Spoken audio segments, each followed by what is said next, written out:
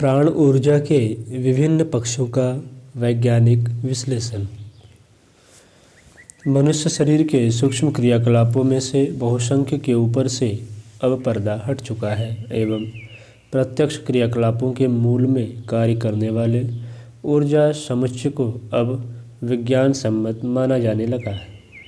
वैज्ञानिक जहाँ हतप्रभ हैं वह है मनुष्य की परामनोवैज्ञानिक क्षमता, विचार ऊर्जा की परोक्ष सामर्थ्य एवं ऐसी असंभव प्रतीत होने वाली क्रियाएँ जिनका प्रत्यक्षतः कोई वैज्ञानिक आधार नहीं दिखाई देता।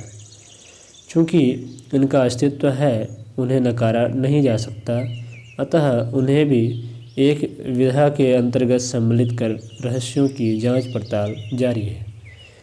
वैज्ञानिक प्रतिक्रिया को नहीं, प्रक्रिया को देखना चाहते हैं एवं यह जानकर सबको सुखद आश्चर्य होना चाहिए कि आज के 20वीं सदी के आधुनिक युग में गुह्य विद्या पर कार्य करने वाले वैज्ञानिकों की संख्या पदार्थ विज्ञानियों से कुछ कम नहीं अधिक ही है। गुह्य समझे जाने वाली अनेकानेक परामनोवैज्ञानिक क्षमताओं में से एक है परामनश्चिकित्सा अथवा साइकिक हीलिंग। किसी में यह सामर्थ्य हो सकती है कि बिना किसी औषध या स्थूल उपादान के रोगी को ठीक किया जा सकता है। इस पर गत वर्षों में काफ़ी कुछ विवाद छिड़ चुका है। ऐसे अनेक व्यक्तियों की सामर्थ्य पर संदेह व्यक्त करते हुए वैज्ञानिकों ने जांच पड़ताल की है एवं वे इस निष्कर्ष पर पहुंचे हैं कि यह रहस्यमय विधा अस्तित्व रखती है एवं अपवाद स्वरूप कुछ व्यक्तियों में ऐसी विलक्षण सामर्थ्य भी पाई जाती है जिससे वे अपनी ऊर्जा का हस्तांतरण कर रोगियों को ठीक कर देते हैं। पौरासत्य दर्शन एवं मनोविज्ञान इसे चिकित्सा का रूप न देकर प्राण ऊर्जा के सामर्थ्य संपन्न व्यक्ति से अन्यों में हस्तांतरण की एक दैवी प्रक्रिया मानता है, जो आध्यात्म साधना के बलबूते कतिपय योगी महामानवों में विकसित होती देखी जाती है। इस मान्यता के अनुसार चिकित्सा तो इस प्राण प्रवाह की एक प्रतिक्रिया भर है। यह होती वस्तुतः एक उच्च स्तरीय प्रक्रिया है जिसमें दैवी क्षमता संपन्न सिद्ध साधक सुपात्रों को अपनी ऊर्जा से लाभान्वित करते हैं। वे शुद्धतः आध्यात्मिक उद्देश्यों के लिए उपलब्ध इस ऊर्जा समुच्चय की एक प्रतिक्रिया पदार्थपरक बहिर्मुखी भी हो सकती है, किंतु वही सब कुछ नहीं है। इस ऊंची स्थिति तक वैज्ञानिक न तो चिंतन कर पाए हैं, न वे इसे प्रतिपादित कर पाने की स्थिति में हैं, किंतु मनश्चिकित्सा, फेथ हीलिंग, साइकिक हीलिंग जैसे पक्षों पर उन्होंने विचार अवश्य किया है व अनेक महत्वपूर्ण निष्कर्ष भी निकाले हैं। मॉन्ट्रियल की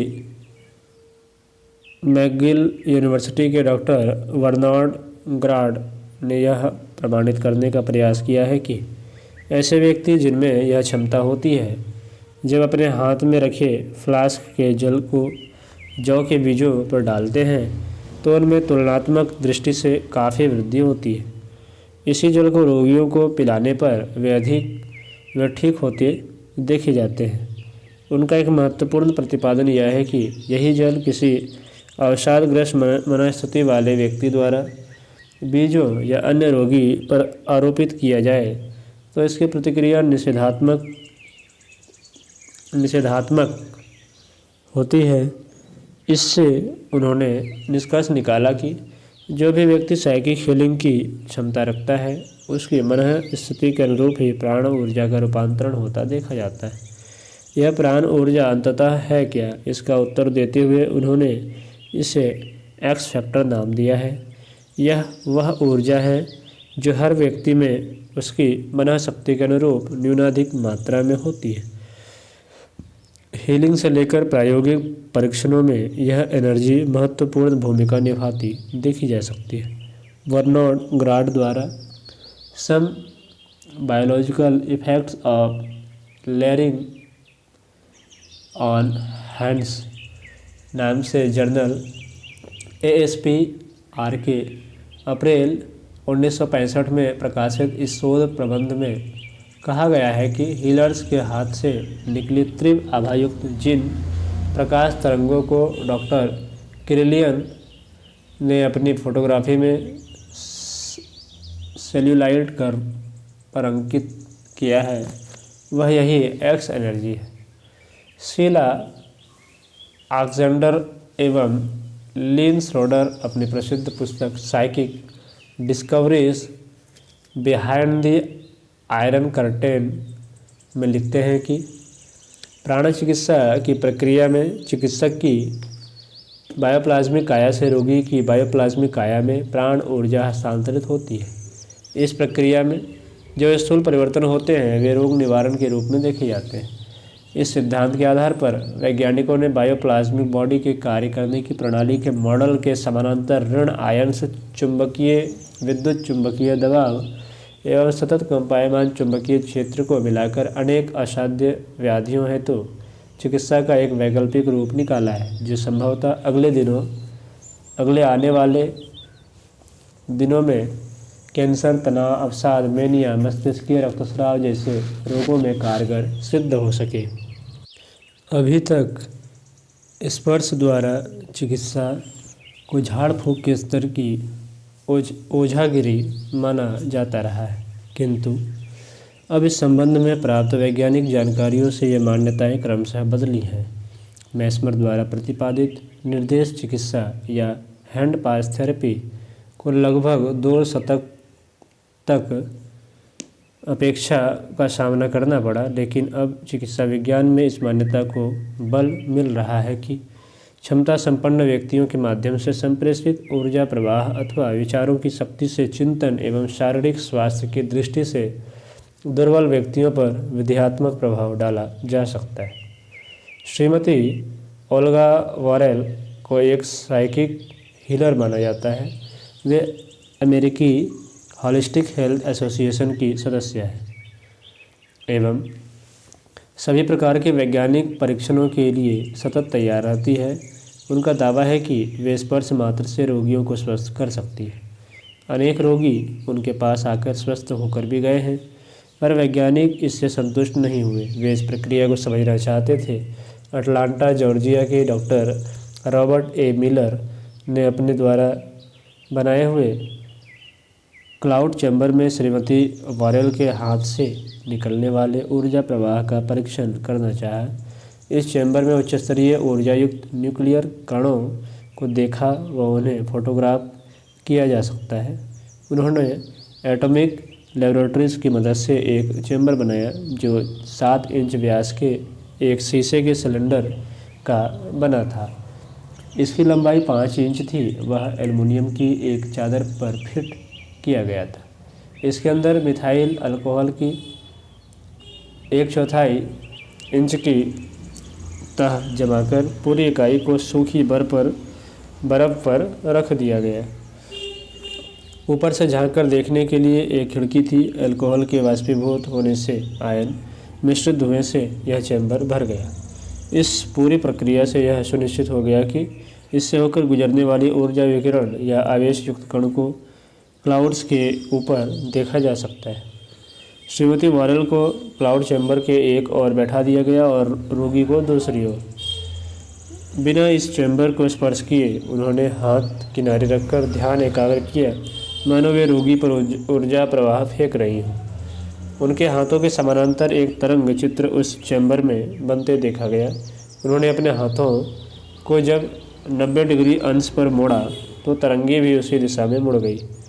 Enugu Swann, MH Tester, Rolling Thunder, Henry Model सभी अमेरिका के, विक्टर क्रिवोरोटोव रसिया के, हैरी एडवर्ड्स इंग्लैंड से एवं जोसेफ पेड्रो डी फ्रेटास उर्फ एरिगो ब्राज़ील से ऐसे साइकिक हीलर हैं जिनकी पाश्चात्य जगत में काफ़ी चर्चा है।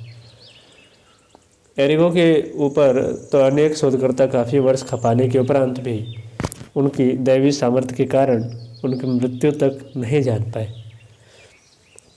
फिलीपींस की फेलिसा मकानास और जोसेफिना सीसन तथा टोनी एपगोआ, जोस मर्केडो, रोमी बुगेरिन एवं मार्सेलोजिनर की साइकिक हीलर्स की टीम भी वैज्ञानिक जगत में काफ़ी तहलका मचा चुकी है।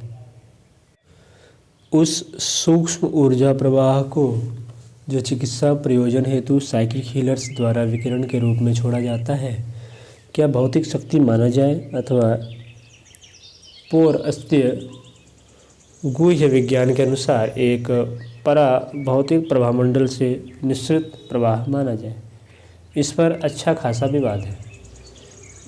इन दिनों UCLA के डॉक्टर थेल्मा मॉस एवं स्टैनफोर्ड विश्वविद्यालय के डॉक्टर टिलर इसी विषय पर शोधरत हैं। अभी तक प्राप्त निष्कर्ष उन्हें परामनोविज्ञान की गुत्थियों में उलझाए हुए हैं। विलिंगटन डेलावेयर की डॉक्टर एडवर्ड ब्रेम ने हीलर्स की उंगलियों से निःसृत विद्युत से गुजरे जल का विश्लेषण कर यह पाया है कि सामान्य जल में 100% हाइड्रोजन अणु संयुक्त होते हैं, जबकि संस्कारित जल में 97.04% हाइड्रोजन बाइंडिंग थी। इसका अर्थ यह हुआ कि निश्चित विद्युत निश्चित ही जल की आणविक संरचना को तोड़कर उसमें सूक्ष्मीकृत बना देती है। ऊर्जा इस जल से गुजरी है। इसका प्रमाण बदले हुए सरफेस टेंशन, पृष्ठीय तनाव अर्थात धरातल पर दबाव से भी मिलता है। यह एक स्मरणीय तथ्य है कि जब भी यह दबाव कम होता है, जल की रोग निवारक प्रतिरोधी भेदक क्षमता बढ़ जाती है। डॉक्टर मिलर, जिनका वर्णन क्लाउड चैम्बर के साथ किया गया था, ने फिशर मॉडल टेंसियोमीटर का प्रयोग इस प्रयोजन हेतु किया था, जिससे किसी प्रकार की शंका की गुंजाइश नहीं रह जाती। साइंस डाइजेस्ट मई 1982 में प्रकाशित एक शोध प्रबंध में एक महत्वपूर्ण अध्ययन प्रस्तुत किया गया है, जिससे इस साइकिक ऊर्जा पर प्रकाश पड़ता है। मेनेंजर फाउंडेशन, टोपेका, कांसास के जैव मनोविज्ञान ने डॉक्टर एल्मर ग्रीन एवं pain and health rehabilitation centre, Wisconsin के डॉक्टर सी नॉर्मन ने मनश्चिकित्सकों के मानवीय फिजियोलॉजी के पर पड़ने वाले प्रभावों का अध्ययन कर कुछ निष्कर्ष निकाले हैं। लंबी अवधि से पीड़ित रोगी, जिनके विभिन्न संस्थान रोगग्रस्त थे, इन प्राण चिकित्सकों के संपर्क में लाए गए। उनके हाथ रखने एवं ध्यानस्थ होने पर रोगियों के हृदय एवं श्वसन, मस्तिष्क की विद्युत तरंगे, तापक्रम, त्वचा प्रतिशोध एवं रोग निरोधी कोशिकाओं में विलक्षण परिवर्तन देखा गया। रोगियों से उनके अनुभवों के विषय में पूछा गया तो उन्होंने कहा कि उन्हें लगा मानो दिव्य ऊर्जा प्रवाह उनके अंदर प्रवेश कर गया हो। किसी किसी को बिजली के तेज झटके से लगे। इस प्रयोग के बाद 80% रोगियों के दर्द व अन्य लक्षणों में कमी देखी गई। कई पूर्णतः रोगमुक्त हो गए। वस्तुतः यह क्षमता हर मनुष्य में विद्यमान है। दैनंदिन जीवन में हम देखते हैं कि जिस चिकित्सक पर अमुक रोगी का विश्वास होता है, वह उसकी दी हुई किसी भी औसत से आरोग्य लाभ प्राप्त कर लेता है, जबकि उसी चिकित्सक पर अन्य रोगी का विश्वास न होने से वही रोग व लक्षण होते हुए भी चिकित्सा कारगर नहीं होती। प्राण विद्युत, संकल्प बल, विश्वास की शक्ति परस्पर अन्योन्याश्रित संबंधित है। चाहे उसका प्रयोग रोग निवारण हेतु किया जाए अथवा आत्मबल बढ़ाने हेतु, हर किसी के लिए उसकी प्रचंड मात्रा अपने अंदर ही विद्यमान है। यह बात अलग है कि अपवाद रूप में कुछ में वह अधिक मात्रा में होती है, वह अपने परिणाम प्रत्यक्षता दिखाती है। महामानवों में यही ऊर्जा भांडागार विपुल मात्रा में होता है। स्पर्श, अभिसिंचित जल एवं दृष्टिपात द्वारा भी वे मानव समुदाय में इसे वितरित करते देखे जाते हैं। साइकिक हीलिंग से लेकर इस ऊर्जा वितरण तक हर एक के मूल में एक ही शक्ति काम करती है। वैज्ञानिक उसे कुछ भी रूप दे दे, उसका अस्तित्व तो नकारा नहीं जा सकता।